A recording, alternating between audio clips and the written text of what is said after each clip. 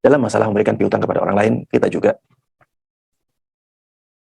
harus lebih memperhatikan keadaan orang yang berhutang kepada kita, agar kita tidak kecewa. Ya, orang yang datang kepada kita siapa? Kalau misalnya kita belum tahu, maka bertanyalah kepada orang lain. Ya, kenapa demikian jemaah sekalian rahimani wa rahimakumullah? Karena kalau kita tidak hati-hati dalam masalah piutang ini, maka dikhawatirkan nanti kita hanya ngasih piutang sekali saja. Setelah itu kita malas ngasih piutang lagi kepada orang lain. Padahal tidak semua orang sama keadaannya. Kalau misalnya ada orang datang, dia minta piutang kepada kita. Kemudian karena kita melihat hadis-hadis seperti ini, akhirnya kita terlalu semangat. Kita kasih utang. Ya, kita kasih piutang. Padahal piutangnya besar. Misalnya, dia berhutang kepada kita 500 juta. Ini nominal yang besar. Kita kasih. Dengan harapan kembali lagi. Ternyata tidak kembali-kembali. Orangnya ketika berhutang kepada kita, ngemis-ngemis. Kata-katanya manis-manis. Bilangnya sebulan lagi dikembalikan. Atau 2 bulan lagi dikembalikan. Atau setahun dikembalikan. Ternyata sampai berbulan-bulan tidak dikembalikan. Sampai bertahun-tahun tidak dikembalikan. Ini akan menjadikan ya kita malas untuk ngasih piutang kepada orang lain. Makanya jamaah sekalian rahimani wa rahimakumullah, dalam melakukan amalan kebaikan, kita juga harus perhatian kepada siapa kita melakukan amal kebaikan itu. Kecuali kalau misalnya hal-hal yang sepele. Ngasih sesuatu yang sepele. Sesuatu yang remeh, sesuatu yang kecil nominalnya kalau kita kasih, nanti kita tidak memikirkan hal itu lagi. Ya silahkan. Kita tidak usah melihat siapa yang kita kasih kebaikan itu. Tapi kalau nominalnya besar seperti ini, maka lihatlah dengan siapa kita bermuamalah. Kalau dia meminta piutang, maka kita harus tanya. Kita harus cari penjelasan tentang orang ini.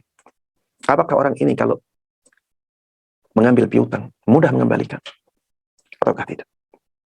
Tentunya akan banyak orang yang tahu hal itu. Ustaz, kalau tidak tahu bagaimana Ustaz? Tidak tahu, kita sudah cari info dari orang lain, kita tidak tahu. Jawabannya kembali kepada kita. Kalau misalnya kita merasa memberikan piutang kepada dia mudah, ya, maka kasih piutang. Tapi kalau misalnya kita merasa keberatan apabila tidak dikembalikan, maka lebih baik tidak memberikan piutang daripada nantinya kita mendapatkan kemudaratan dari amalan itu yang akhirnya kita malah berat kehidupannya. Jemaah sekalian rahimani wa rahimakumullah.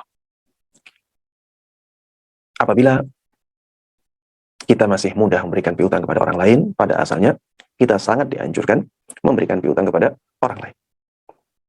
Dan alangkah baiknya ketika kita memberikan piutang kepada orang lain, kita benar-benar menghadirkan kesadaran bahwa kita mencari pahala dari piutang itu.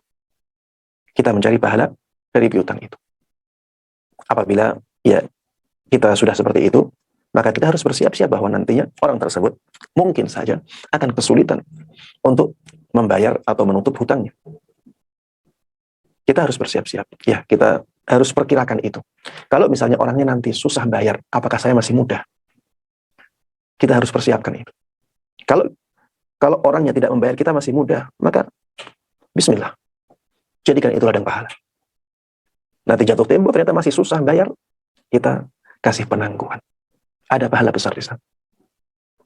Kalau sudah dikasih penangguhan, ternyata tidak mampu bayar, ya sudah.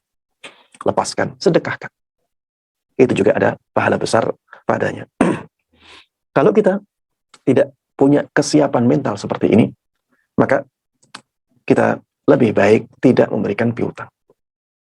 Lebih baik kita tidak memberikan piutang. Lebih baik sedekah. Sedekah sedikit semampu kita. Sedekah sesuai dengan kemampuan kita. Karena dengan bersedekah, kita sudah tidak berpikir lagi nanti akan kembali. Kalau kita kasih piutang, kita berpikir untuk kembali padahal kita tidak siap untuk penangguhan, kita tidak siap untuk merelakan. Akhirnya nanti akan sakit hati. Ya, kita akan apa? Sakit hati. Berbeda kalau kita dari awal sudah siap. Sudah siap mental untuk diulur waktunya. Siap mental untuk melepaskan piutang itu. Atau merelakan piutang itu. Maka tahapan-tahapan ibadah itu akan sangat mudah kita lalui. Tahapan yang pertama, tahapan memberikan piutang. Tahapan yang kedua, tahapan memberikan penangguhan untuk pembayaran. Tahapan yang ketiga, tahapan untuk melepaskan piutang tersebut.